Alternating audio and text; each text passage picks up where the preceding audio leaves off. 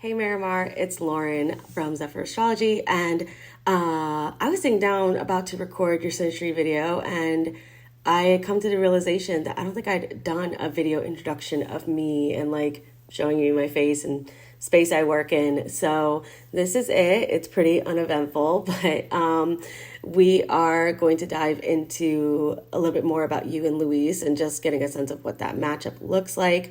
But I had that sort of like revelation this morning when I was sitting down that I was like, I don't think I've ever done like a video intro with Marimar. I don't do it with every video if I'm doing a video package for a client, but usually like the first or second order, I will do one. And I just realized like I never got around to it in this instance. So, yeah, just figured I'd say hi and hopefully that you enjoy the reading and it brings you some clarity.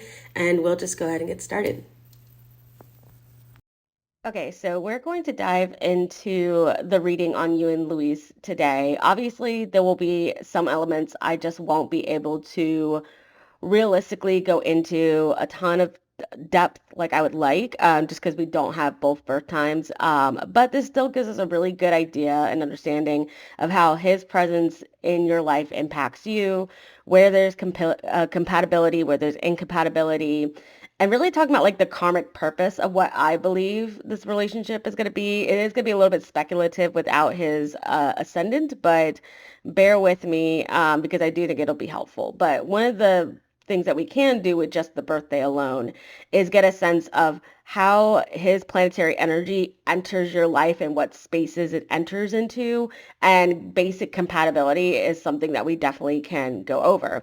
I also am giving you one of these PDF packets as well. This is just going to cover like the highlights of what I'm seeing in terms of compatibility, but it won't go into as much depth as like talking about like house overlays and things like that, which I will talk about some in this reading, but I'm going to try to condense this a decent amount just so that it isn't an overwhelming amount of information just regarding your connection. And I'm also going to dive into some things that I don't think we've talked about in terms of like how to actually observe your own soulmate pattern in your individual chart. And I'm going to talk about why Luis in some ways doesn't match up with this, but what I think the purpose is of him being in your life right now. Like, what is the lesson or what is it you're meant to sort of take away? What is the universal sign that's being delivered to you? So, well, we're going to go into all of that. The PDF is also just going to be a way for me to just kind of stay on track with what it is that I'm doing. The first few pages, we won't really need to go into these too much. I mean, I'm going to cover them verbally, but I won't really keep them here on the slideshow. But this is going to talk about the comparisons of your major planetary placements. So that is what we're going to start with. As always, one of the main things I like to do is compare these temperamental placements. Then I'm going to deviate a little bit and start talking about soulmate patterns in your own chart. And then once we start getting into things like aspects and house overlays, that will really kind of like dive into the compatibility aspect. So let's just go ahead and start with your sun to sun sign. So we have here your chart overlay. So you're here on the inside. So it's like that 11-degree Aquarius ascendant with Saturn, which is ruling the chart in Aquarius at like 0 degrees, I believe, in your 12th house. And then you can see how all of his planets are sort of aligning with your chart and overlaying here. So starting with your sun to sun relationship.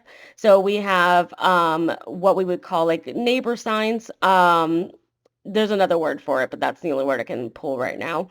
So we do have these, which are essentially what we call semi-sextile signs by element and modality. So there is opportunity, there is like a small doorway of opportunity for connection and to be able to sort of assimilate or meet one another where they are.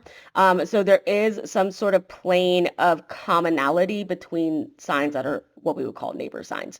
So typically for Sun in Libra people, a lot of the energy that you are consciously building in your life and how you are expressing yourself to the world energetically, and the sort of traits and characteristics that are being developed are this really strong urge and drive towards attainment of one's desires.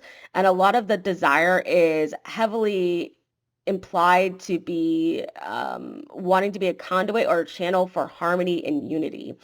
So this is a Venus ruled sign, and it is a air sign, and it is in your eighth house. So this is going to talk a lot about maybe like there is this really deep need that's almost unconscious for there to be peace and harmony in your life. And sometimes that can come from having a challenging past or challenging background, or upbringing, to where it's really important to kind of like protect your own space, but really wanting to be a light that typically helps or heals others while you're going through your own path of self-transformation, is a lot of what we get with that blend together. But typically, in terms of relationship astrology and how that sun is a strong consideration, is that Sun and Libra people really do enjoy company, and they really do enjoy the ability to converse with others, to share in experiences and thoughts, and have this sort of even mutual exchange of those things.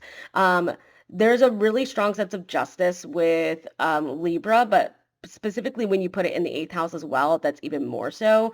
There is sort of this awareness of corruption and negativity of the world, and really kind of wanting to kind of create your own little utopia, or create like a space for yourself in which you're able to have kind of create your own little beautiful corner of the universe.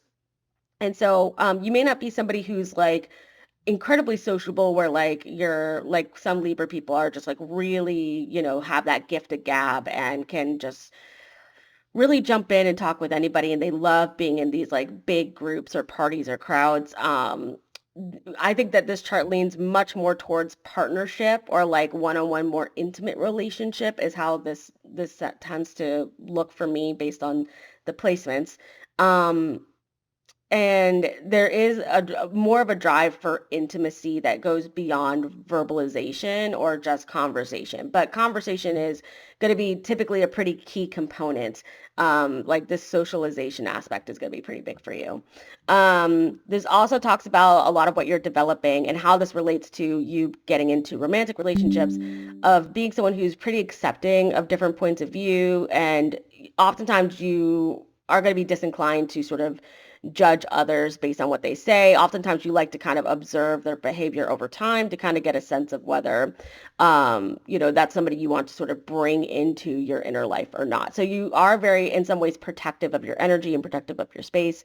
And obviously there is this interest in, occult practice or the metaphysical that kind of goes along with that as well, to sort of be tools that you can utilize to create this like peaceful lived experience or peaceful life. So talking about Virgo and Libra and how they connect, is that both of these signs do really enjoy certain aspects of assimilating with others.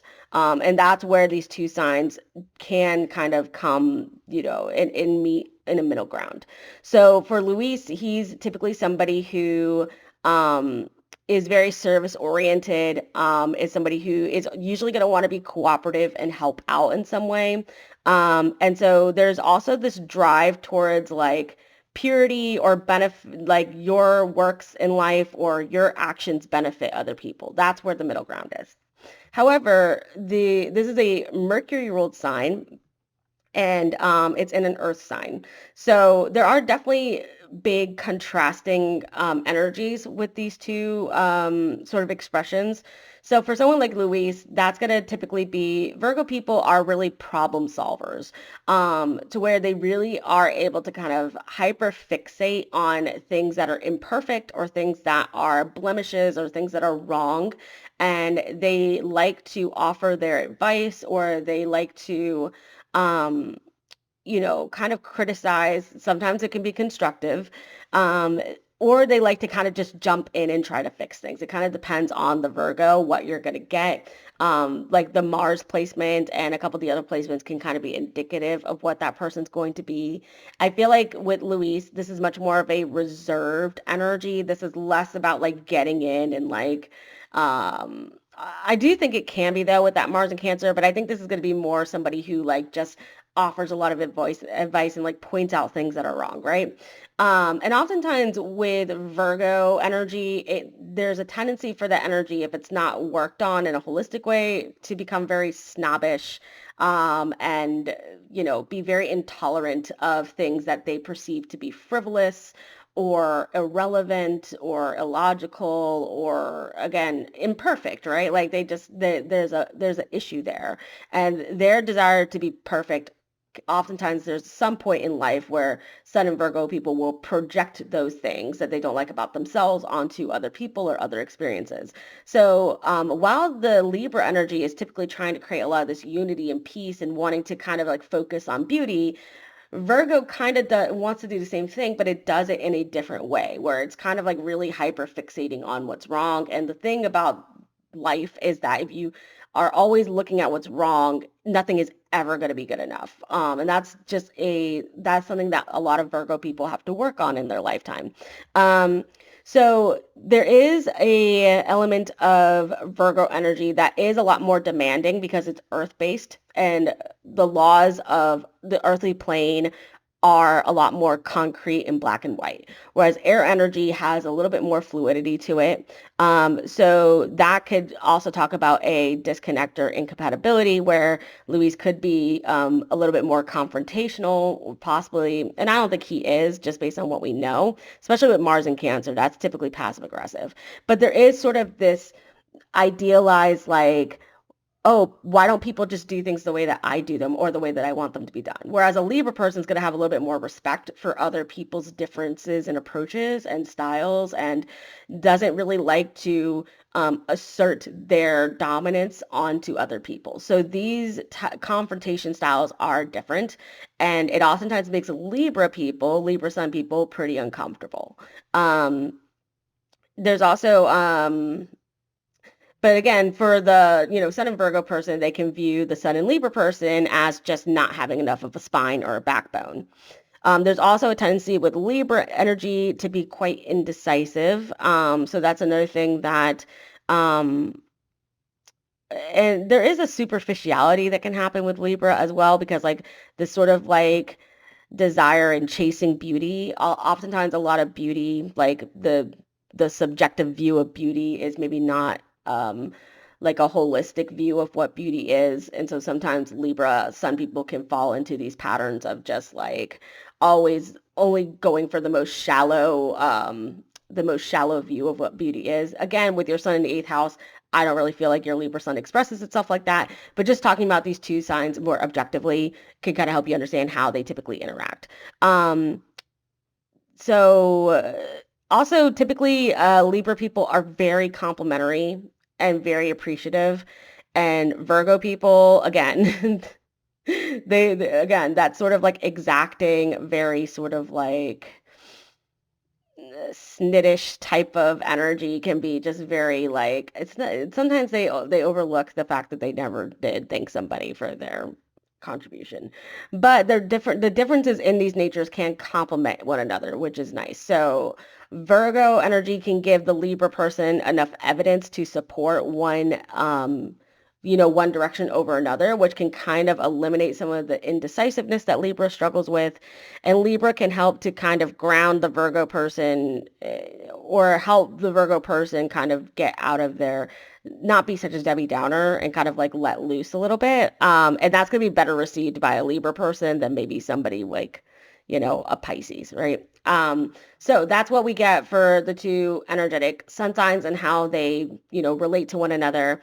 So then going into the moon. So interestingly enough, Luis has his moon in Libra, and that's probably accurate. Um, there is potential if he was born pretty late in the day that his moon could be Scorpio, but that's only like I mean, if we're comparing the whole 24 hours, I think there's like a 10% chance he has moon in Scorpio, and it's like a 90% chance his moon is in Libra.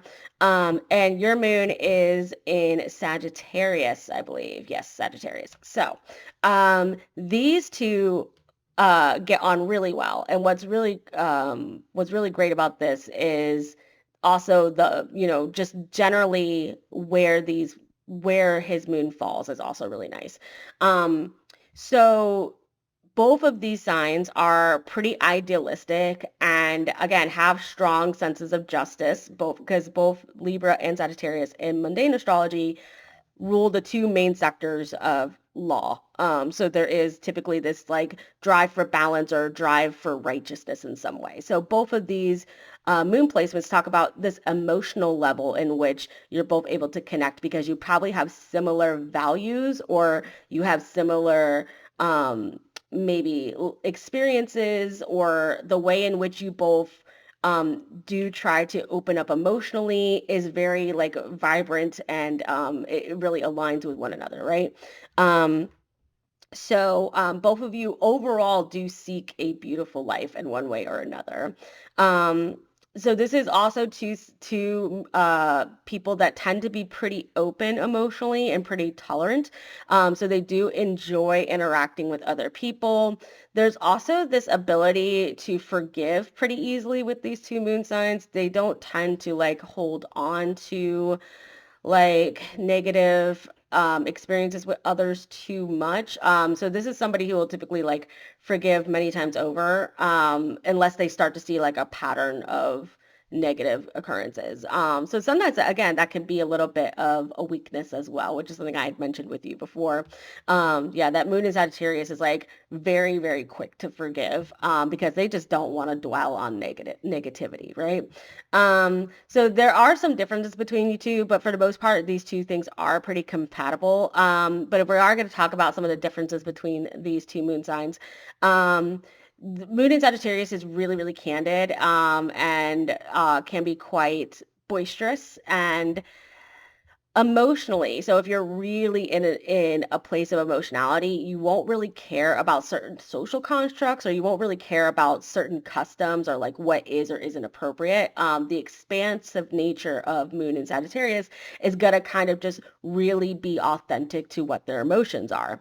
Whereas the Moon in Libra does have more sort of like boundaries or constructs into emotionally when they're available or how they're receptive to things. So typically when someone's moon sign is in moon placement, excuse me, is in an air sign, this often talks about this idea of somebody who really needs to kind of process things emotionally. They don't do well with like sort of really getting all their emotions out there at once because they have the understanding that air moves very quickly. It's a swift element. So they can oftentimes, emotionally be feeling a lot of emotions at once and they don't do well with they tend to really kind of like be overly logistic when it comes to emotion. So air signs don't do the great.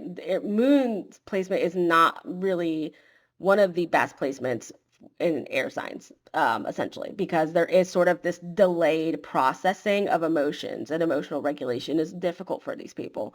But with the moon in a fire sign, it's a little bit more like there's a little bit more of like seek forgiveness later rather than ask for permission with when it comes to emotions. So there is this tendency to just kind of like lean into what you're feeling emotionally with moon and fire. And then you reflect later and go, oh, you tend to be like Captain Hindsight a little bit. So there's two very different approaches, even though these two signs are harmonious. This can talk about how typically Moon and Sagittarius people have very strong convictions and don't really care about being polarizing, whereas Moon and Libra people typically have a deep, deep desire to be liked.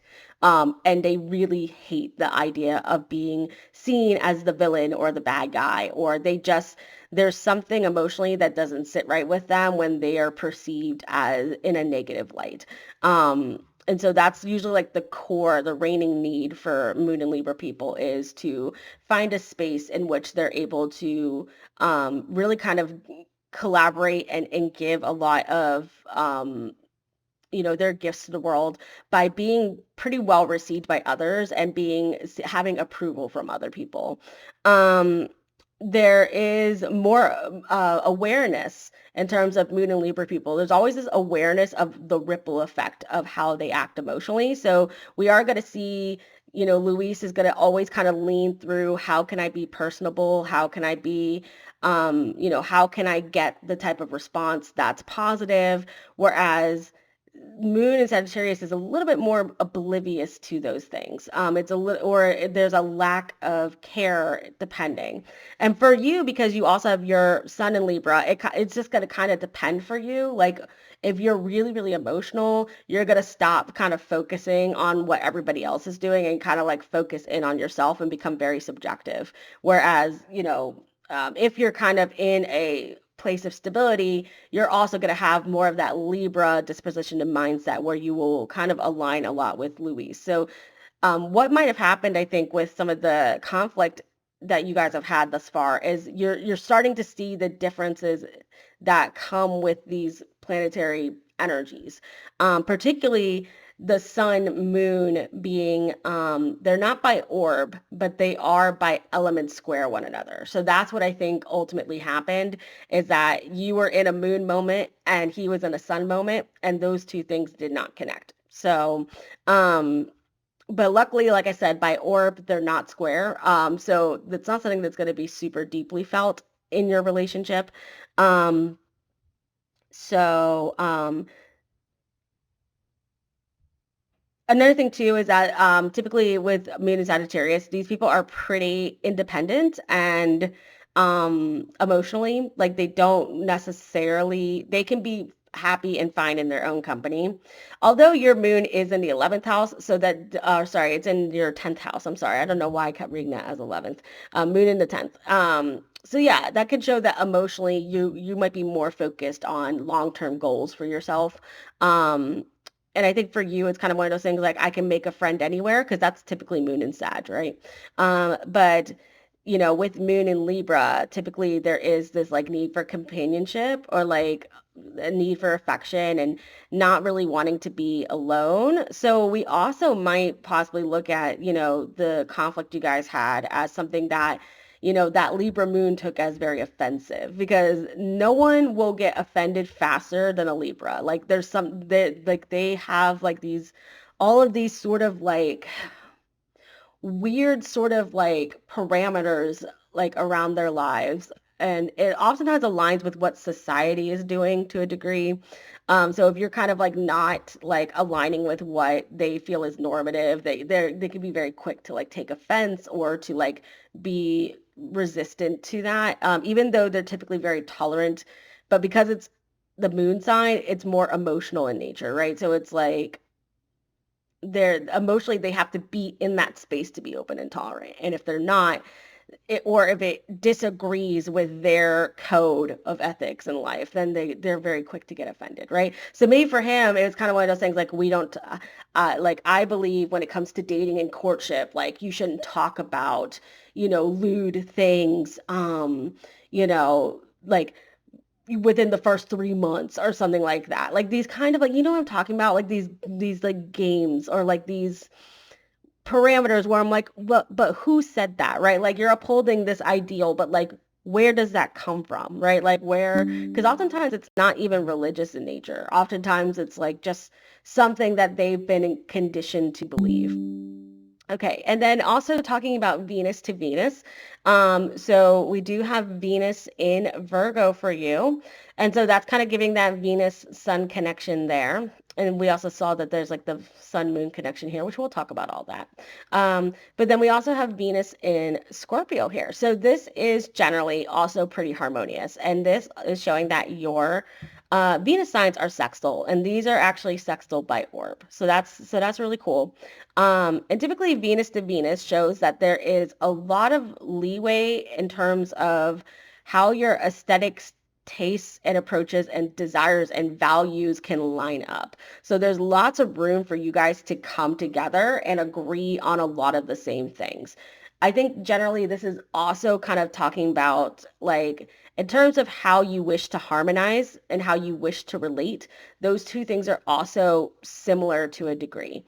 Um, so Venus in Virgo is not very superficial when it comes to love and relationships. This is a very cautious with love type of sign and placement. So this is typically like really kind of wanting Venus and Virgo. One of the best things about this placement, even though this is not the best placement for Venus to be in, is that there is less of this sort of like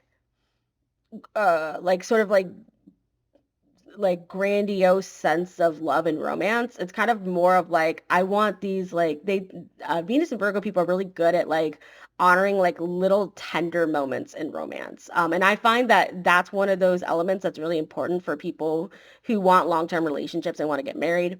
This is also a incredibly devotional love style. And so the cautiousness comes in because Venus and Virgo people innately understand that a lot of work and effort goes into establishing and building relationships. And that it's not something to where Venus and Virgo people don't typically love unconditionally. There usually are conditions to their love.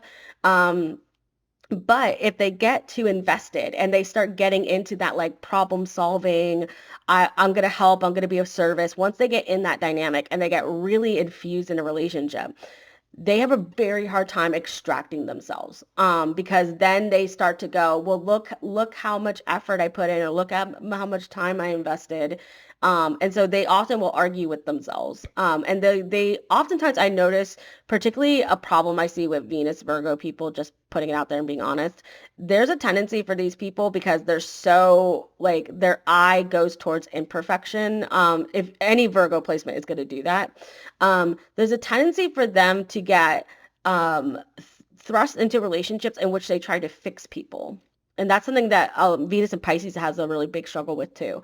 So even when Venus is in a strong placement, there's this like that service orientation will always kind of come through and be like, I need to help those who are in need, right? And so you kind of like I don't know if you watch like America TV or Netflix or whatever, because I've watched like the Love is Blind Brazil. Like I've watched like, with subtitles, but like if you've watched Love is Blind US and there was like a person on there recently where she's like I'm kind of into that, and she was talking about like the fixer upper guy, and she's like, yeah, I kind of vibe with that though. Like I want to be that person that almost like mothers or heals somebody. And especially because the sun is in the eighth in your chart, like that's also going to be a tendency with sun in the eighth people to kind of see people who are like maligned in some way or people who have been harmed or disenfranchised, and they tend to have a great soft spot for that, right? So, and then the Venus in Virgo is going to kind of like jump on that pattern a little bit and almost like want to devote themselves sometimes to people who don't really deserve, that your devotion or the amount of investment you put in a relationship.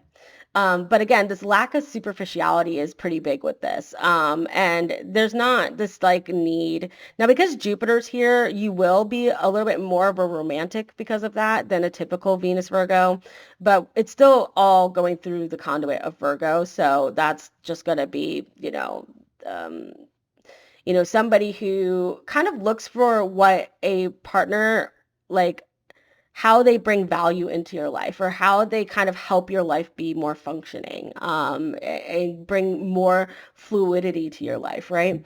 And so then Venus in Scorpio is deeply, deeply passionate and intense in relationships. And there's this dynamic with Venus and Scorpio in which there's also like this sort of abject sort of rejection of superficiality. It's more of this like wanting to go deep or like wanting to really connect, wanting something that eviscerates a strong emotional response. And because his moon's in Libra as well, like this is the type of guy that I think like won't settle for a woman, like really wants to kind of find that right partner because his love style is probably pretty intense to where he knows that like he only wants to kind of open up and be vulnerable with a woman when he feels like she's like also pretty invested. Um, there's also tendencies with Venus and Scorpio for jealousy or possessiveness. When they begin to like latch onto somebody, they get like very obsessive. Now, one of the benefits of Venus and Scorpio is loyalty. And so that's another thing that kind of matches up with these two Venus placements is like there's a tendency to be a little bit more loyal because this sort of idea of investment and devotion and um, any sort of strong Scorpio placements kind of view, connecting with other people as this like merging and two entities becoming one, where you may not relate to that as much. You might really want to honor your autonomy more when it comes to like relationships because your placements lean more that way. But that's how deep this guy can go. And I think it's important to kind of really address those things with you because you may not see that based on the interactions you're having with him right now. But once you get to know the dude more, that's how he is, right? Like he really wants to go deep with it. If he were to be a Sagittarius ascendant, that would put a lot of these Scorpio placements he has in the 12th house, which would mean that they're hidden from him. However, they would still be easily observable by you. So I don't know if I believe he is a Sag ascendant. I don't know. I'd have to like dig into that more. But part of me is thinking he's not because Sagittarius ascendants are very like larger than life. There's really no missing a Sag ascendant once you kind of know them or get introduced to them. It's just like there's this like strong confidence, this like booming laughter typically, or this like bright, laughter depending on male or female. They tend to just be quite large as well, whether it's like width or height. You get less with Sagittarius Ascendant, you get less of the I'm super scholarly and like more less of the like sage depiction. You get more of this sort of like prodigal explorer and like philosopher. It's a more youthful presentation of Sag when it's on the ascendant, in my opinion, like just based on what I've seen. So I don't know if I really believe the time that he gave you. But again, he was kind of just going off of what he knew. So jumping different to a different subject really quick. So one thing I'm gonna kind of tell you about your chart in terms of like relationships and in terms of like giving you some clues. Because I don't think that this is like a soulmate chart, right? I don't see a lot of connections here that really kind of give that, oh yeah, this is like these two people are meant to be married. It's not giving that to me. It is giving karmic relationship though, which is also what I theorized you and Pedro had. So one thing that's really important that we'll kind of circle back around to at some point is kind of addressing, in terms of Louise, like what is it about this chart, these planets, that is trying to relay something to you that you need to improve or address before the soulmate can come in? That is something that I think is very important for pretty much everyone to know in terms of astrology. Once you start dating seriously, especially like as an adult or even as like your late teenage years, once you start kind of connecting in that way romantically, every romantic partner you have, regardless if it's you only go out on a few dates and you kind of like chat for a bit or whether you date for a longer period. But anybody you connect with romantically where there's mutual interest and there's like some sort of event that happens between you, whether positive or negative, that is almost always indicative of a preparatory partner. Like this person is prepping you for your soulmate.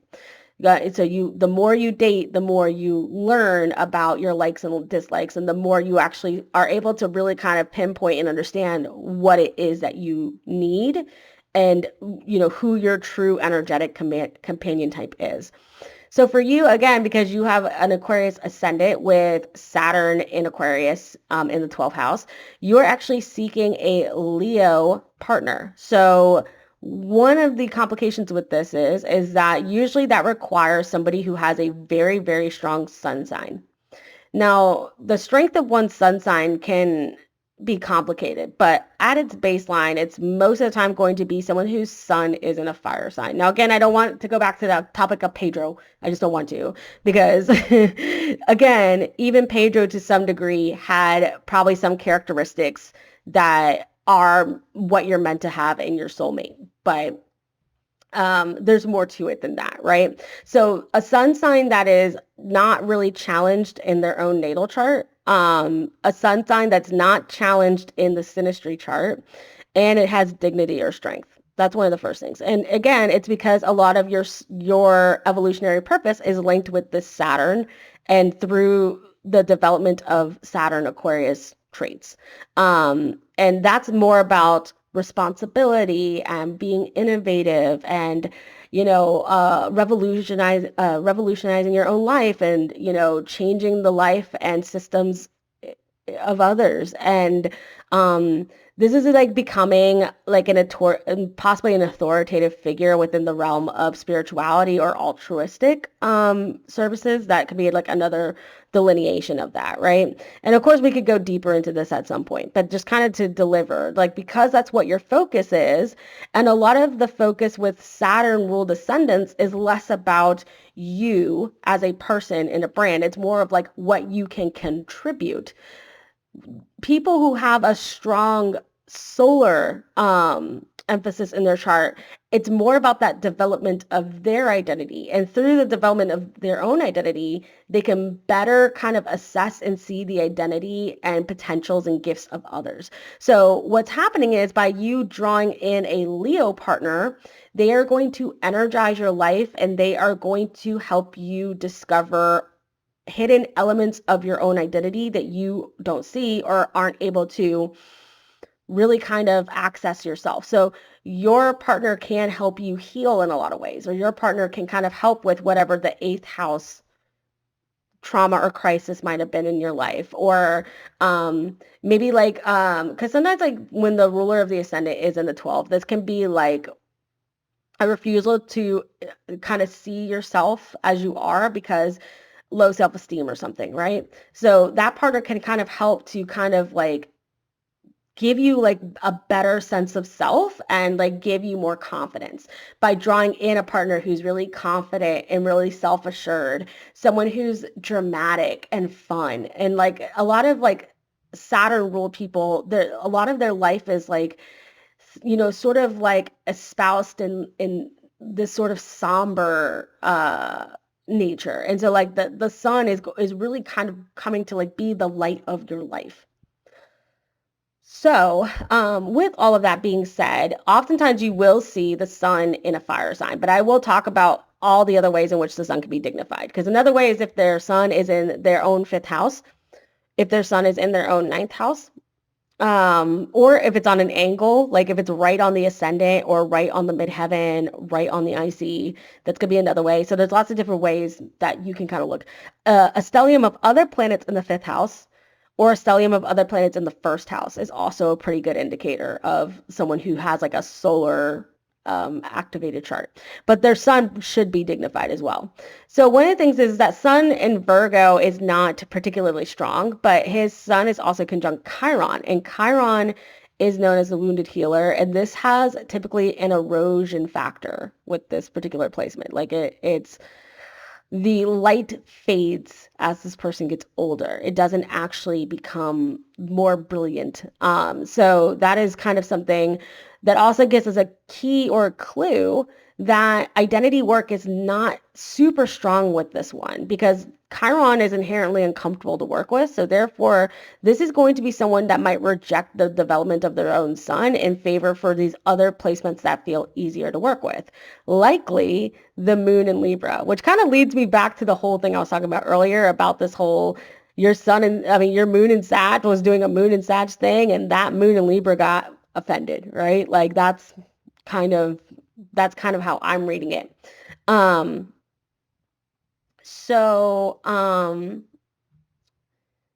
Again, we don't have his charts, but if he had like a Leo rising or an Aries rising or like a ton of planets in the 5th house, it's a possibility.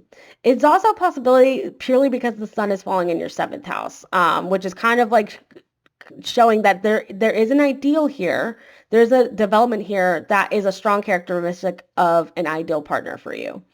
Another thing that you, again, could kind of look at is your own Jupiter placement. Your Jupiter placement will kind of give you some other keys or clues to your partner as well, which in this case, I think is sort of that Sun Virgo connection. Now, I believe that if you were to have, I think that you could very well be with somebody that has a lot of Virgo placements.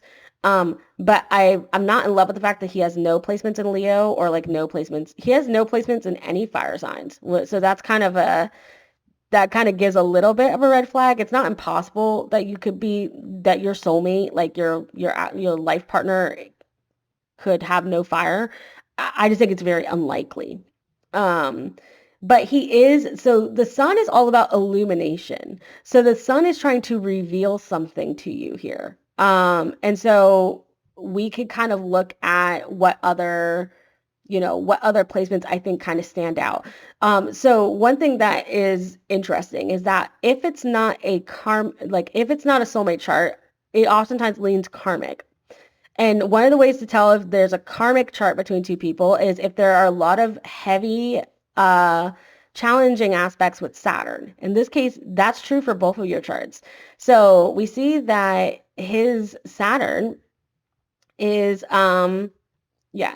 So his Saturn placement, which is retrograde in Pisces, so he's going through a Saturn return right now as well. So that's something else you also have to consider. You already went through your Saturn return 3 years ago. So he's just now kind of going through his. So he is going through some challenging circumstances in his life. But that Saturn placement, and think about it too, like Saturn also rules your chart. So his Saturn is opposite your Venus and your Jupiter. So there is something about the way in which you are, probably the relationship you have with your own Venus sign or the relationship you have with your own Jupiter. I'm going to lean into the Venus. The way in which you give yourself in relationships or the way in which you sort of like immerse yourself in relationships, that has to probably be reviewed in some way. There's something about that is in some ways like preventing you from meeting or finding this person. And again, we're also thinking about Saturn, overlaying in your first house. So it could be that you, in some ways, like really diminish yourself or like hide certain aspects of yourself when you're dating or meeting people. And this is something that is inherently problematic in your ability to be able to really kind of connect with that person. This could be like a signal that you don't put yourself out there enough. This could be a signal, like I said earlier, with a lot of Venus Virgo women, they invest in the wrong men. They attract the wrong men. They like almost like find these men that look like they have something to be fixed. And it's oftentimes it's kind of like unconscious. They're not even consciously doing it. It's just something that they find that they keep going back to. That Saturn placement is also challenging your moon as well. So it could be that you might need to lean more into, you know, emotionally what you need versus like just kind of like searching for an ideal. Um, it could be also something that stands out to me about your chart is that if I look at your chart in whole sign, your whole sign sun in Libra is in your ninth house, and that sun is what rules the partner, the spouse. I do believe that your life partner may not even be from Puerto Rico or may not be from like South America even. It's possible that your life partner is from a different country. So it is possible that that could be something as well that you just have to look into, like see if it resonates, right? Like that's really important. See if like anything I say resonates with you on a spiritual level. If it does, then that's probably a good sign. Something else too about like the intuition of Moon and Sagittarius, the intuition tends to be pretty strong, especially because as you're evolving in life, the rule of your chart's in the 12th house, which is all about like development of intuition.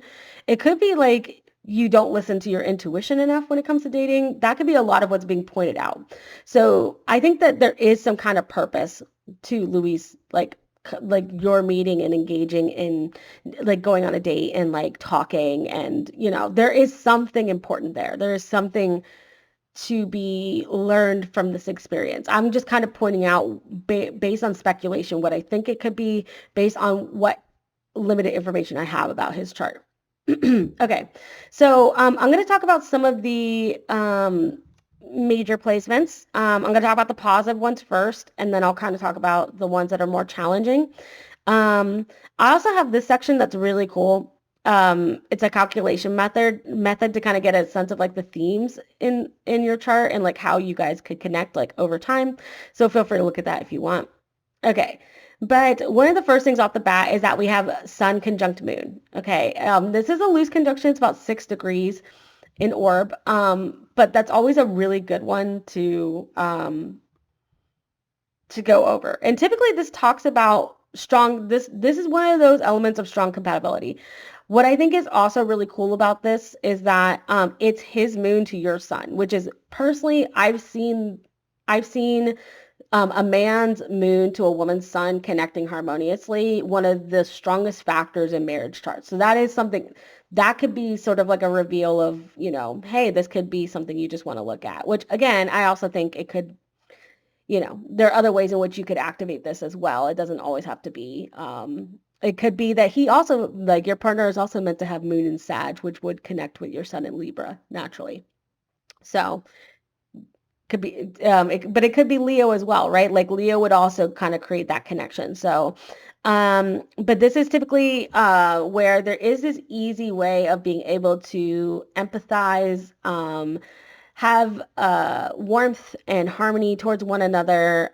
There is a friendliness to this, but it tends to go deeper than friendship for a lot of people. This is talking about typically some sort of like reception between two people's energies in which they feel they can be open with one another. Typically, the moon person is oftentimes enraptured by the sun person because the sun is a stronger energy. It's a central light. It's innately warm. And through that person just being authentically themselves, the moon person feels understood. So it's kind of like a lot of people kind of talk about stories in which they feel like they found the one.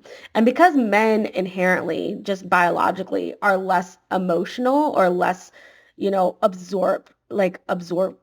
absorbing or receptive or passive in nature, just culturally speaking, in many cultures or just in the way that our Western world has kind of developed, but also based on just pure biology.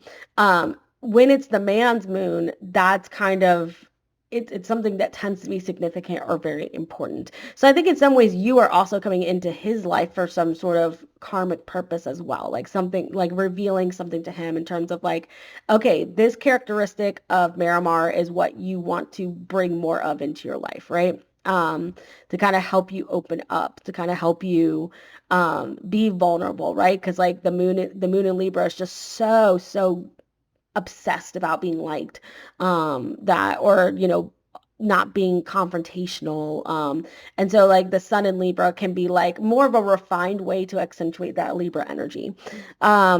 There is this like ability to be very like attuned to one another. There's like an attunement sort of energy with this, in which there's a strong like give and take. Now typically the sun person tends to be more of the dominant one in the relationship or the one that leads or has more influence. And the moon person tends to be very receptive or giving or like it's more about this like inclusion of their emotional resources that kind of like promotes the relationship. So that's something else about this particular type of dynamic as well. But generally, this talks about this element of platonic nature, friendliness, comfort, the ability to express themselves. This can talk about fluidity and camaraderie, um, having kinship with one another. And the moon person unconsciously is just very drawn to the sun person. And the sun person really appreciates the moon person's like admiration, right? So it tends to be like both people do sort of receive something in this relationship, but oftentimes the moon person actually gives more than the sun person. And I'm gonna get to a point with this, I promise. Like it's I know it might seem like I'm going all over the place, but there's a point I will circle back to with talking about these aspects and these placements. So then we have Luis's Venus is conjunct your Mars. So like that's kind of one of the things. So it looks you see this Mars, Mercury, Sun. So Mars is the closest here. So this is one of the best placements for just attraction, sexual chemistry, um, physical buildup and release in relationships. There can just be this sort of non-verbal sort of sequencing that happens with people where they just really vibe with one another. Um, and again, I also love, because again, it's sort of like when it's a man's Mars and a woman's Venus, that's sort of just like the natural patterns and rhythms, but where there's sort of this role reversal where sometimes like the woman is more of the pursuer or she feels more empowered in that Mars nature. She feels like she can be very sexually open and, the man is going to be very, again, typically very giving, or like the man will typically be the one because Venus is all about like mending, fixing, harmonizing, unifying. So typically in this relationship, the man might be more giving. The man might spoil a little bit more. The man is unapologetically open about his attraction, right? Whereas when it's typically a man's Mars, it's just like, oh yeah, she's yeah, I'd totally do that, right? There's kind of like this, the man is taking on more of the inherently feminine or female mindset. Um, and again, I think that this overall works pretty well. And it's very interesting too, because both of you have planets. Something that's really interesting is that both your Venus placements have low dignity, and then both of your Mars placements do as well, which I just find that to be very interesting, that sort of like connection. So it's kind of like you both might feel understood by each other, where like your styles of love or your styles of like approaches in relating, or like how you follow through with things. In some ways, those things might feel like they really connect in some way, or like you feel like you understand each other because both of you are often misunderstood by other people, if that makes sense. Um, so, oh, there's also a reception. Oh, I totally missed that. Okay, so yeah, there is a reception because Venus is in rulership in Libra, and then Mars is in rulership in Scorpio. So there's also a mutual reception here. So that sort of makes the physical attraction even stronger. There is this like strong need to want to sort of like connect and really kind of again become enveloped in each other's energy. This can also talk about this ability to like really motivate one another or pump one another up. There's sort of this like promotion and this like seeking of reward. So you both might like go after goals and desires in similar ways, or you both might have similar like long-term goals or like similar things that you find satisfaction from. And that's also going to be represented by your Venuses being sextile. Um, so that's kind of like, again, another one of those really powerful placements. Okay, and then we have his moon. So his moon in Libra is also conjunct your Mars. Okay, so those two right there. So this one's a little bit harder because Moon, Mars are inherently, the planets, how they express themselves are very different. But this still is also going to sort of like implicate that sort of like having really strong attraction or very strong physical connection. Again, anytime we have the moon involved, it's this like feeling of vulnerability, like feeling very, very vulnerable. And Mars is sort of one of those like brandishing, like it's a very strong-willed planet, regardless of what sign it's in. So sometimes the moon person can feel like they're on display, or they can feel like there's like a spotlight on them in this dynamic where like somehow you're always able to kind of like trigger some kind of emotional response, whether it's positive or negative. And there's something about that for the moon person that's very exciting, but also can be very like discomforting at the same time. So there is a little bit of an element of discomfort, but something about that is kind of like, but that turns me on, right? Like it's there's a lot that you present that he can vibe with. There's just a lot of you just come with a lot of goodies in terms of like your expression and how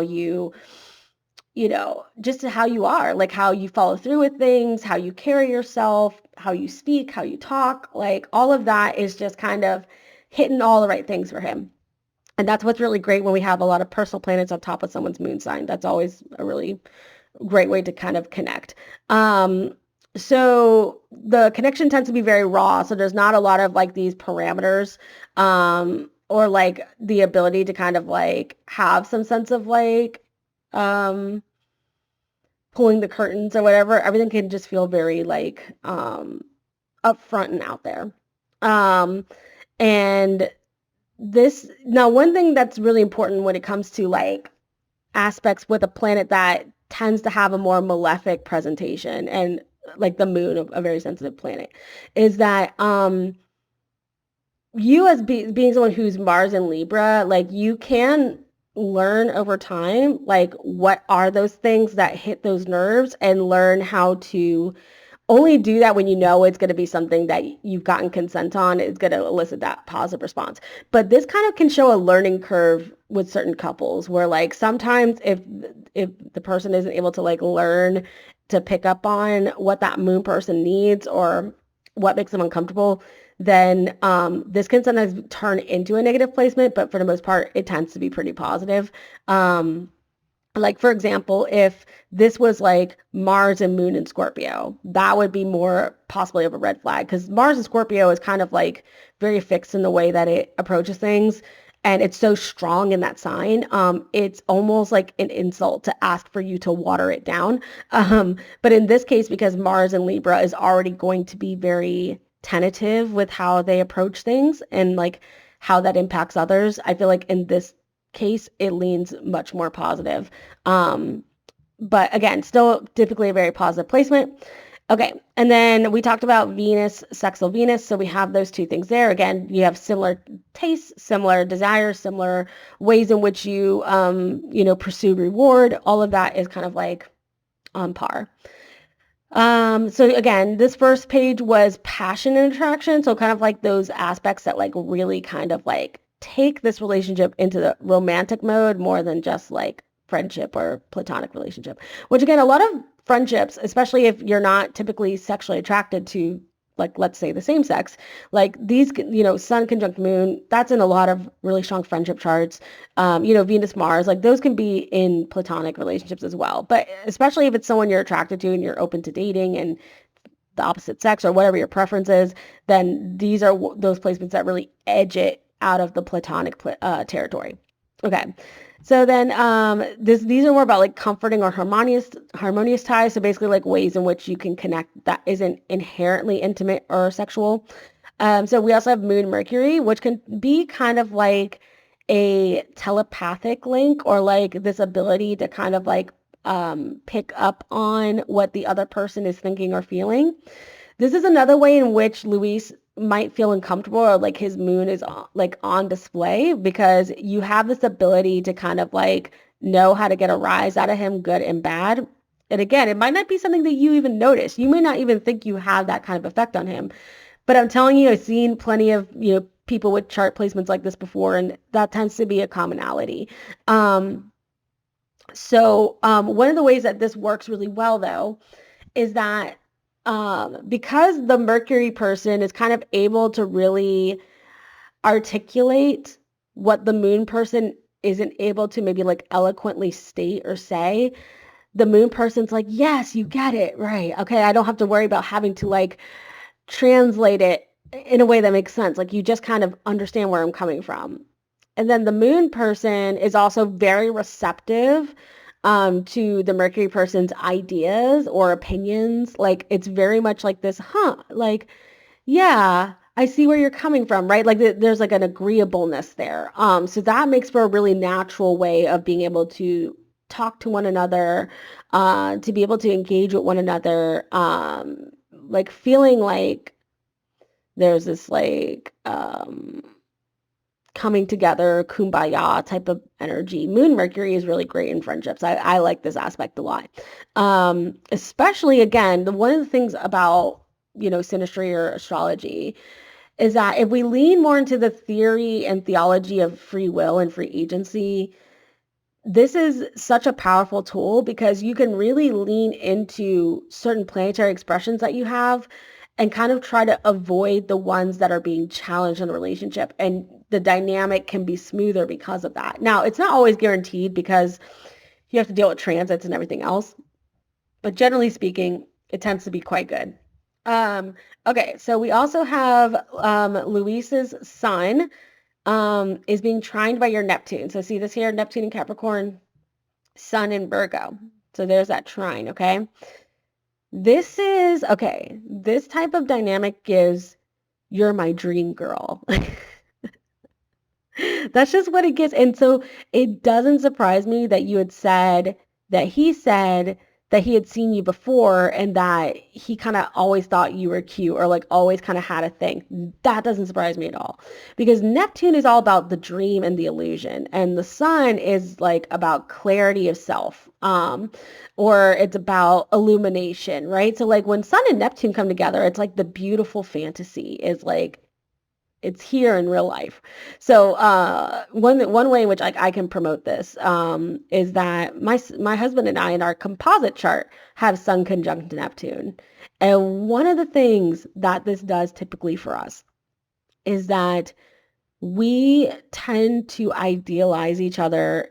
And again, because we don't have an inner Synastry too, it's not like super duper negative, but we just tend to think everything the other one does is super cute. I don't know what it is. Like, I don't know why it's like that, but we just tend to always want to see the best in one another. So typically that's what you're going to get is like this like the way that he sees you or the way in which he kind of like the way in which like he is, I guess, again, sees you, views you, whatever, is sort of like with this Neptune disposition. And again, he's going to have a stronger relationship with his own Neptune energy than you will because there's a reception between his Saturn and Neptune. So he has the ability to be very visual. He has the ability to kind of like really fantasize or really like strongly visualize or like has a really like has a good imagination or there's some component there that kind of enhances this even more, right? So one of the negatives of this, though, is that this can be somebody who kind of sees what they want to see and they don't see what's actually there. So he's not always viewing you through your Libra sun, right? Or through your moon in Sagittarius. He's viewing you as dream girl. And again, this can be great if there's other aspects that are really positive and there aren't a lot of negative aspects, specifically with the same planet, Neptune. But as we'll circle around to, there are Neptune problems here. So that's what can create issues. So what can happen is that the distortion of having a conflict or a confrontation, right? Having a conflict or a confrontation, which again, Moon and Libra, they already don't like confrontation, which again, that's something that they have to work on. Like it's healthy to confront certain things. So that's why I wanted to tell you is like, look, I really don't think you did anything wrong.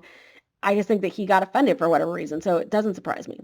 But when they're confronted with the reality that doesn't match the dream, it feels weird to them. It feels like they get snapped out of the dream for a moment and they're like, wait, who are you? It's kind of like that. And I've seen this happen in so many relationships. And that's why this is more of a neutral placement because it can work really well to where it's like this dream relationship, especially with the way like, Sun, Moon, and Venus, Mars are in this dynamic. Like it could really be like dream relationship where, it's what a lot of people see the perfect couple as. But, it kind of doesn't give you room or permission to be vulnerable or to be like imperfect or it's kind of like you always have to like be fitting this image, but then like the image is so ambiguous what it is that he's perceiving or seeing that you're like I don't know, like, you know what I mean? Like I make a mistake and then it pops you out of this bubble and then you go and ghost me for 2 weeks and it feels insulting, right? But again, typically with the trine, this is going to talk about this sort of like there can be an artistic or compassionate connection.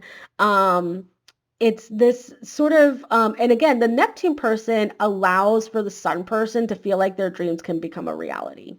And that's part of what makes this connection really beautiful. Um, there's also in some ways the Sun person can actually feel protected by the Neptune person because Neptune is almost like a fog, or Neptune can be like almost like a little bit of an isolating energy. And so sometimes the Sun person can feel like they are supported by the Neptune person or protected by the Neptune person, or they just feel like the Neptune person brings magic into their life somehow. So there tends to be an adoration. The Sun person adores the Neptune person. And the Neptune person is going to be all here for that, like there's going to be, and this also talks about there being a strong spiritual aspect in relationships as well, where like your connection transcends like mundane matters. So again, this is kind of showing that like a lot of your influence does promote him in his growth, which I think is interesting.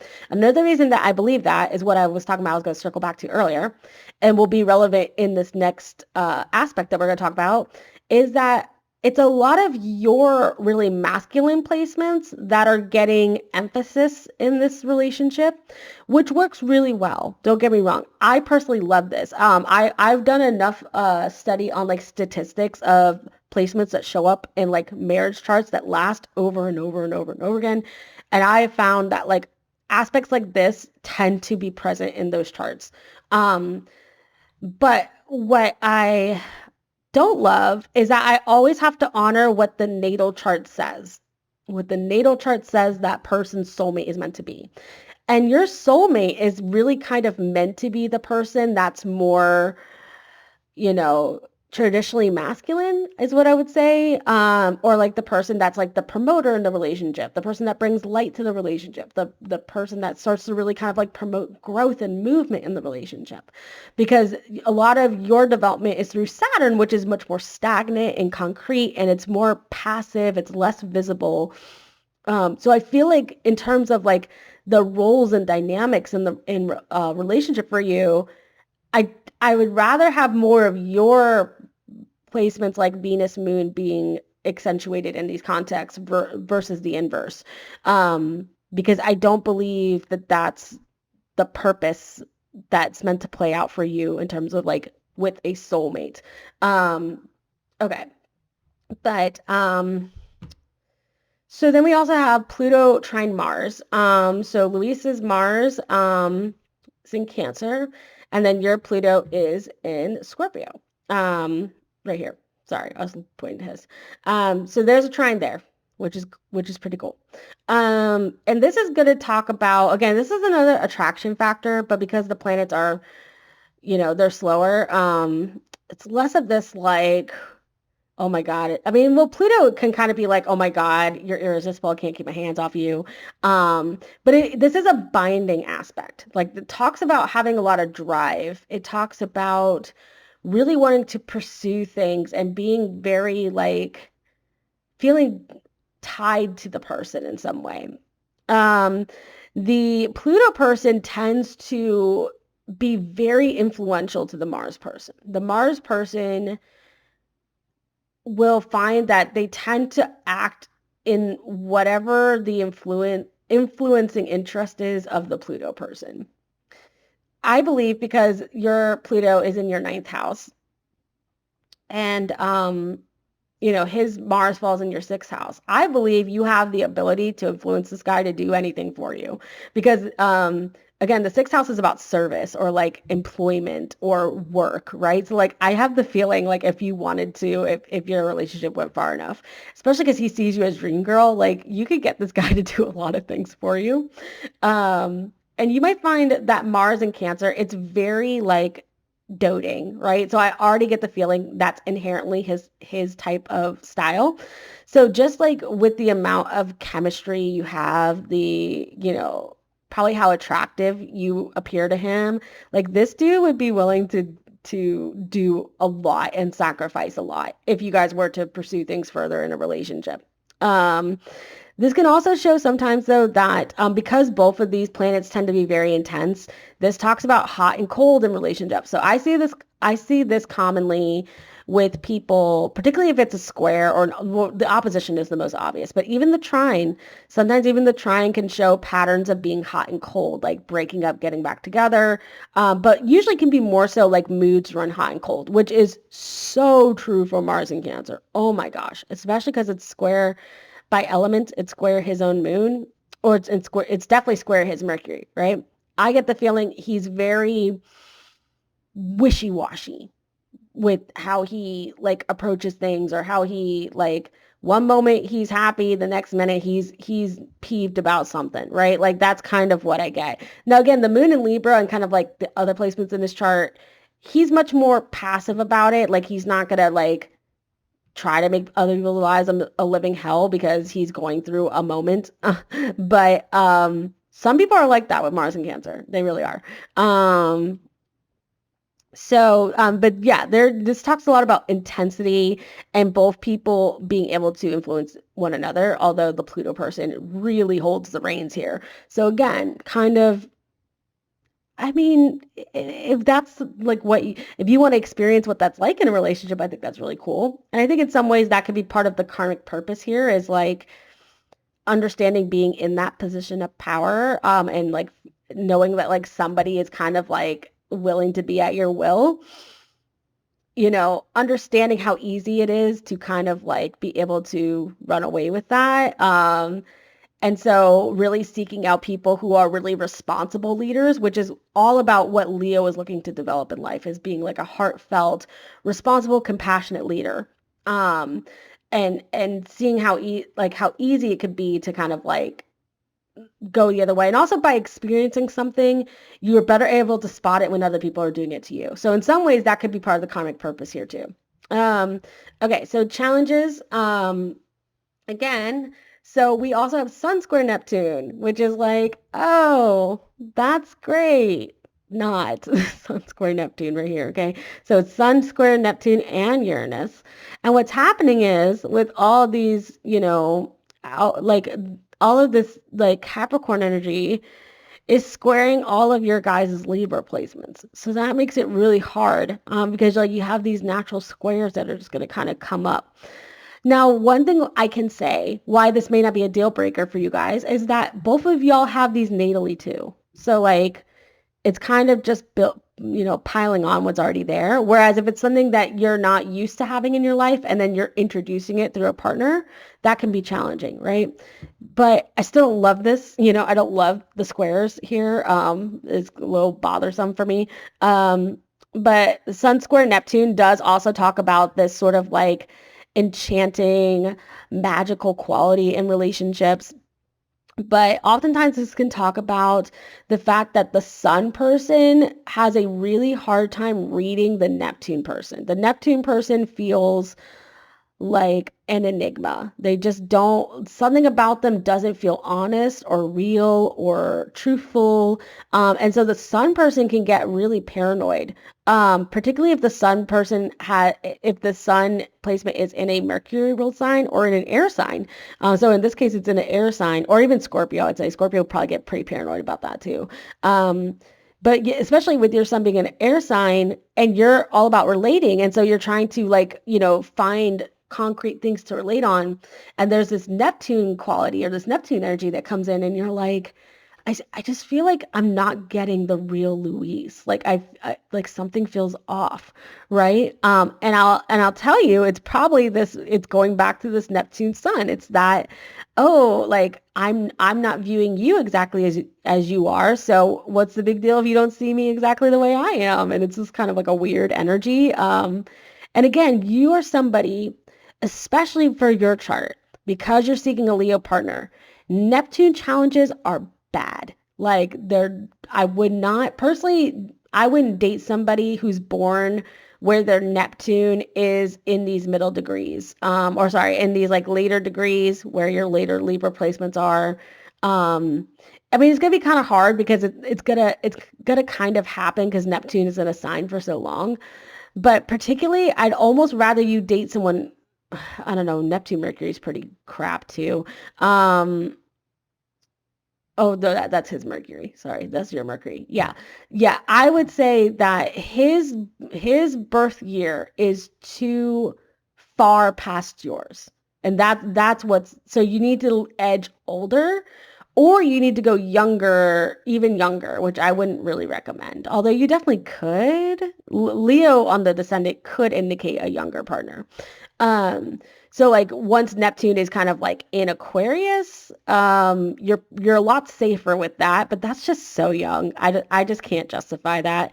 Um, I'd say you're better off going with like, you know, like 19 or even going to like back when like Uranus was in Sag and like Neptune was at like 1 degree, so going back to like 87 or 88, like dating someone a little older than you would probably be better because then you won't have those challenges specifically with the Libra placements. Because that is by going younger, it's opened up that challenge. And if you haven't dated someone like 3, 4 years younger than you before, it probably feels really weird. And that's a lot of what's happening.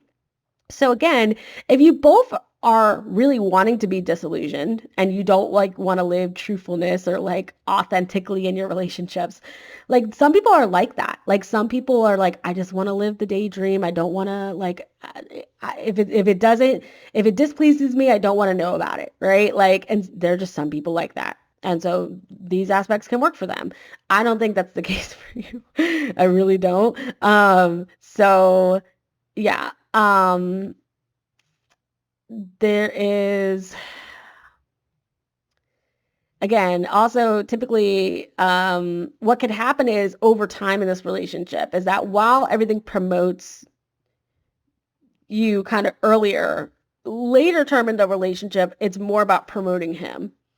So it's kind of like it takes a lot away from you, which is something to consider.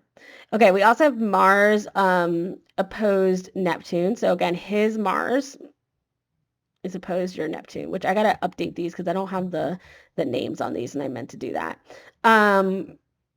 This can be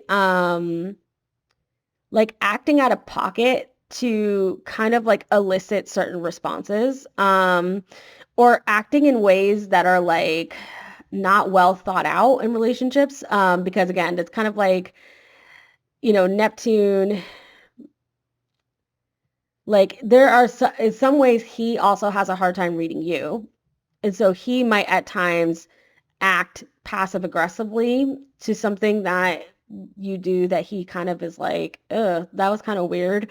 I wonder what will happen if I'm just not going to talk to her for 5 days or something like, you know what I mean? Like just kind of, it does talk about this like, uh, it does talk about this sort of like this is sort of like promoting something we are already seeing with the moon Libra of like I don't want to be confrontational and honestly Mars Libra too.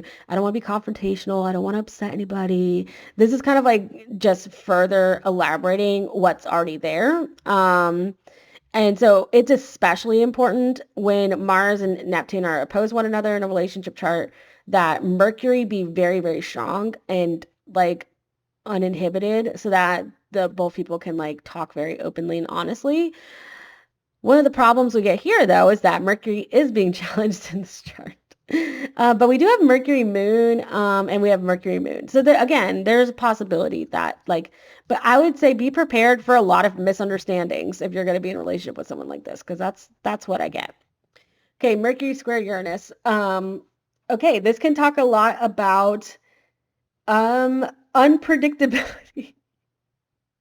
And we see that that has come up already because I think when you brought up the topic of his alone time, I think he was really caught off guard, and this is a perfect example. That's why I wanted to put this in here. It's just a perfect example of that. So again, it's your Mercury square his Uranus, which again, it's because he's younger than you. Whereas if he were older, it would be more up here or in Sag, and then it wouldn't be hindering these placements. So this does also talk about how this could be that the Uranus person has a hard time retaining what you say, and that is so frustrating. Like, especially my husband more than anybody, he hates repeating himself more than once. And it's one of the things that is challenging in our relationship because I have ADHD. So I always have to be like, I'm sorry, can you repeat that? Wait, what did you say? And he just gets so mad. But he has like Uranus, Mercury in a weird combination too. So it's par for the course for those people if they have it natally. But here in the relationship chart,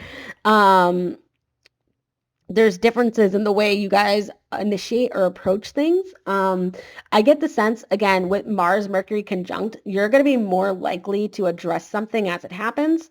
Again, also with Moon in Sagittarius.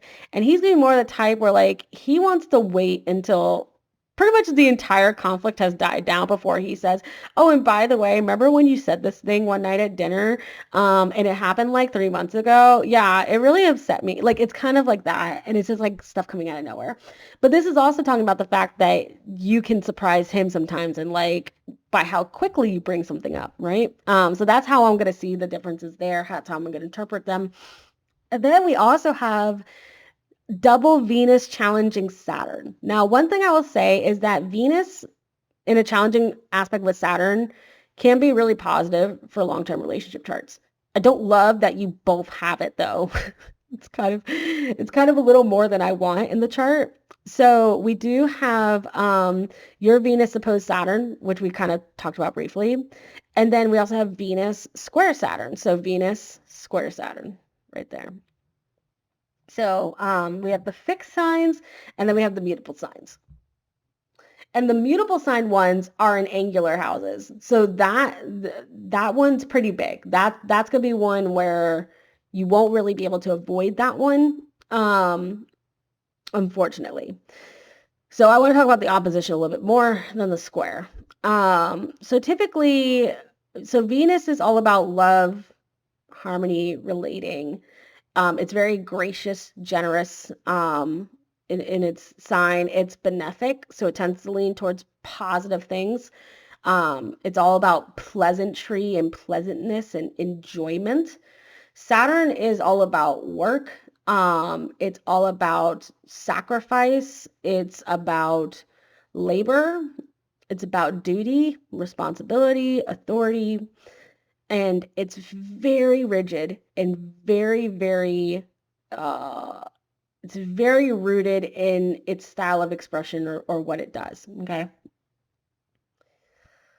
The Venus person's desires at times feel thwarted, square, or diminished, opposition, by the Saturn person. The Saturn person, in some ways, doesn't fully align with the values of the Venus person. That's kind of the real long and short of it. So, how to work with these planets, like, and how to, what to realistically expect is that the Venus person in some ways has to sort of understand the limits of Saturn. And if we go deeper into this, it's also, so it's Venus in Virgo and it's Saturn in Pisces. The biggest way that I can see this sort of taking place long-term in a relationship is that you are constantly putting your own desires to the side or your own affinities and preferences to the side in favor of him. This also can talk about how you feel responsibility towards him because his Saturn is falling in your first house of self. So like everything that you think about for yourself and how you are presenting yourself is always kind of hogtied to him because of the Saturn. Saturn and Pisces individuals can really struggle when it comes to work, when it comes to work ethic, when it comes to follow through, when it comes to being consistent. They really, really struggle with consistency. Sometimes this can be oscillating where like they flip flop between one thing and the other, or this can be just like sort of this similar to Sagittarius, this like exploratory type of energy where they're one way, like they're really like embedded in one thing for a period of time and then they jump to something else. Like they jump into like a new persona or they jump into a new like hobby or a new career field, right? Like there's sort of like this, nothing's really sort of like grounded. And Venus and Virgo wants that groundedness. It wants that consistency. It's not afraid to have boring love. It's not afraid to have like, those sort of like minimal or like what seem trivial exchanges of love in life because they really do honor those things. But Venus and Virgo is like, so Saturn and Pisces to me, like just as a man, like a man having Saturn and Pisces, I see this as a guy who can do like the grand romantic gestures, but doesn't keep up consistently with like being present in like terms of love and relationships.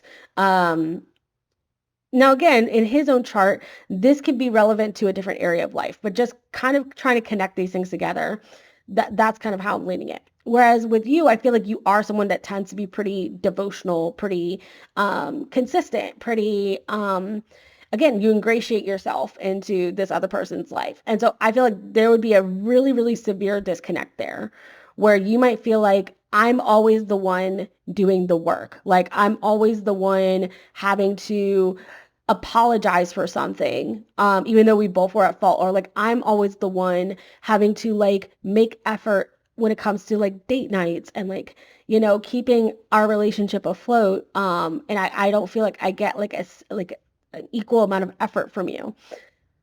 And, there could be excuses tied to that Saturn. Well, I'm responsible towards this, and I just don't, I don't value date nights as much as you do, right? Or like whatever it is, right? So that's kind of the disconnect there, is that learning to find balance, which both people have to learn how to give a little. But again, inherently, just based on how the planets work, the Venus person's always going to be the person to be more giving than the Saturn person. That's just how these dynamics are. Now, because they're mutable signs, again, if they were in fixed signs, it would be a lot more of an issue. Because they're immutable signs, that's the best way to deal with this opposition, or that's the best elemental or the modality presentation for these. Still don't love these placements though. And then again, the square between Venus and Saturn are in fixed signs, that's an exact square. Or it's almost exact. So that's also going to present some challenges in terms of like control. Because again, when you deal with a square, it's much more like one planet is trying to usurp the other planet. Whereas when you have the opposition, each planet wants to align with what it believes and feels, and it has a difficult time meeting the other planet where they are. So because you have more squares and oppositions in this relationship, there is a lot of this giving and receiving, give and take. There is a lot of that like being open, right? There's very few areas where there is sort of this relevant, what appears to be intolerance, but that is where it is with the Saturn opposite Venus. But then with Saturn square Venus, we also get this like desire to control. And you got to be very careful with that because it can sort of go by the wayside. What I think is interesting is that I actually think the roles of these planets are reversed. So normally Saturn is the one trying to control, and Venus is usually the one being controlled.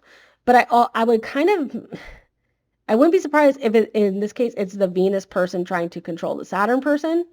Because one, your own Saturn's in your 12th house, which is typically like you don't do your Saturn stuff consciously. Like a lot of like how you present your Saturn is pretty unconscious. Or it's not something like, so like when you're doing these things, like it might be like little tics or like nagging or, like pointing out this or that, and it bothers that person. And you might be like, oh, I'm so sorry. I didn't even realize I was doing that. Right. One thing I do that with, for example, is like I have the tendency to like tune out and like my eyes will glaze over while someone else is talking. And again, I'm not meaning to do it. It's not like I'm like, okay, I'm going to turn my brain off now. It's just kind of like I'm doing it and I don't even realize I'm doing it. And then I'll realize that they ended a sentence and they were like talking for a bit and I'm like, "Oh my God, what did they say?" Right? And that can be really, really like a pain point for maybe that person, right? Um, but Venus and Scorpio typically does like to control and be very possessive in relationships. And your Saturn energy is not something that you typically tap into super consciously. So I'd almost wonder if maybe the natural influential energy of Venus might over time try to change the way you respond or behave in some ways, to kind of like go over in their favor. So it's interesting because you have the power to influence him, but there is also a suggestion with that there's a power for him to influence you. But the Saturn square Venus could also be you trying to get him to be more mature, is something else I could see there. Um, or, you in some ways trying to like train his Venus because his Venus placement is not really well aspected. So like, or it's not really well placed in his chart. So that could be indicative of what that is too. It's like, hey, that's not healthy. Hey, you should not do that, right? Hey, I have an issue with that. That could be sort of and in some ways that is an attempt to control, but it's like, it's a different way of trying to control. It's trying to correct. So, and oftentimes when it comes to positions like this, that's the mindset of the person. Oh, I'm just trying to correct something, or I'm just trying to be, I'm trying to be constructive with my criticism. But like, really, those are just fancy words of saying I'm trying to control the situation, in a way that feels better for me. So again, I don't think that you guys just, if I had to go off anything alone, it's the Neptune. It's such a shame because honestly, if he were born around the same time as you and had a lot of these same placements, like this would be a really cool relationship chart. But because he's born so much later than you have to deal with the Saturn opposition with Venus, and then you have to deal with all the squares between Libra and Capricorn. And I think it's a little too much for this chart. But I still think that you should, in some ways, maybe not pursue him to date him, but I would try to really kind of connect with him and kind of maybe get an essence of what the karmic purpose is there.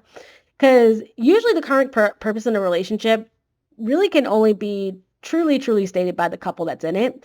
Although an astrologer can kind of pinpoint what the karma is there. Another thing that might be interesting is if we go back to the day you met or the day you first introduced yourself, because I guess you technically met some time ago to where you may not even remember the first day you saw him, but like the day you actually met or like initiated communication, if you have that day, that there's usually a clue in meeting charts that talk about like if it's a karmic relationship, there's almost always a clue there as to what the karmic thing is. So I would know more about the karmic link too if I had his birth time. But overall, I think that there's a lot of positives here, but there's like too many negatives to make up for the positives. So unfortunately, that's my delineation on it. But let me know what you think. I hope this was helpful. And yeah, I'll send a copy of this PDF over to you as well. But hope you have a good day, and I hope that I will hear more from you soon. Thanks. Bye.